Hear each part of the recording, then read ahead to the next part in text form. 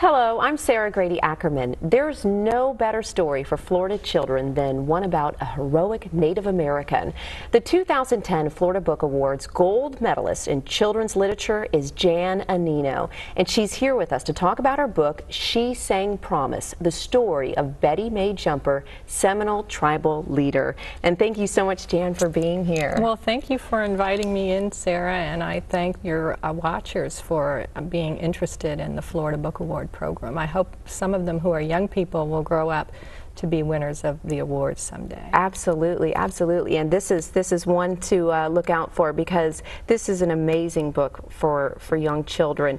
Tell us what this award, the gold medal, means for you, Jan. Well, I think that the most important thing that I'm feeling so excited about is that it means that someone who is famous in Florida history but who is not as well known as she should be is going to connect with a lot of students across the state.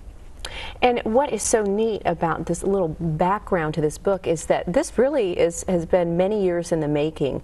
The seed was planted for this book way back in 1967.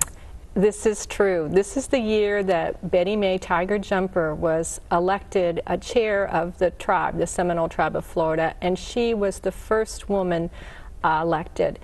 The reason I go back to that was I was in school in Sarasota in middle school, and my mother saw the story in the newspaper announcing this achievement, and she clipped it and she read it and she told me it was really important and to remember it. And years later you actually ended up meeting her. Yes, and I think I forgot about it, honestly, but when I was a reporter and working at an American Indian Festival covering it for the newspaper, there was a table with gorgeous Seminole patchwork clothing and beadwork and other art pieces for sale, but what also attracted my attention was a stack of newspapers. I picked one up and I began reading. I was amazed. I didn't know the Seminole tribe of Florida had a newspaper, and it was so fascinating to me. After a while, this voice came from the end of the table, "You can have it, it's free."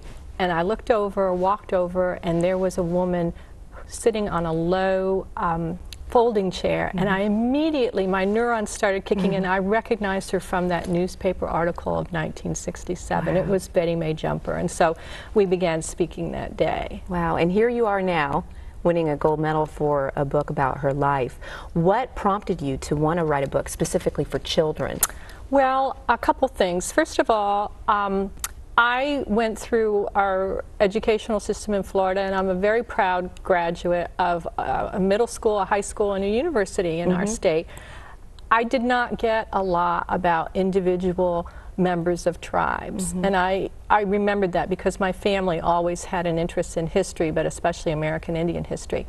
Then fast forward, I'm not anymore in a newspaper career, and my husband and I are living over in Volusia County, and I decide to write ecotourism guides, and I spend a bit of time visiting various Seminole sites to include in that book. And I begin thinking, you know, we now have a family, our daughter was little, she's going to come up and come through school, and I wonder what kinds of information is out there about people such as Betty Mae Tiger Jumper.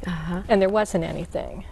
And so you decided to write this book, and in a way, planting a seed, just like one was planted with you when you were young. Oh, that's well said. Yes, Yeah. And she deserves to be on everyone's radar because her amazing story begins in her birth. She had a very controversial background, being the daughter of a woman who was in the Seminole tribe, but her father was not of the tribe, and so that was looked at askance. And then furthermore, she wanted to have a formal education.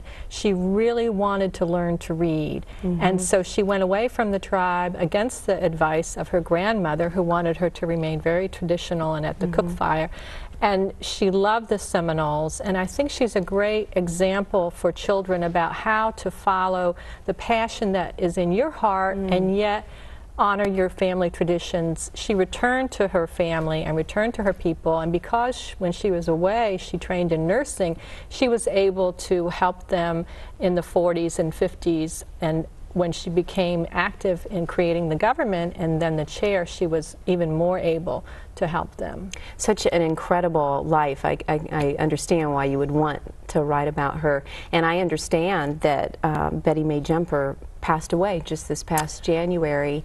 How much more does this award mean to you, the gold medal?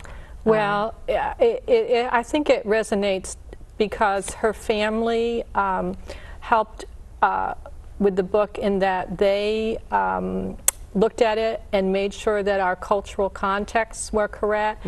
And the fact that she is now gone, that window of opportunity is past. So we just sort of made it. Awesome. Well, She Sang Promise, the story of Betty Mae Jumper, seminal tribal leader. Thank you so much, Jan, for spending some time with us. Oh, and again, it's a congratulations. pleasure. And I have to thank the Florida Book Award program. And I do, again, hope that young readers watching will think about a book that someday they'll write that might give them this sort of spotlight. Absolutely. Thanks again. Bye-bye. Production of this program is made possible in part by a grant from the Florida Humanities Council. Additional support comes from the Florida State University Libraries.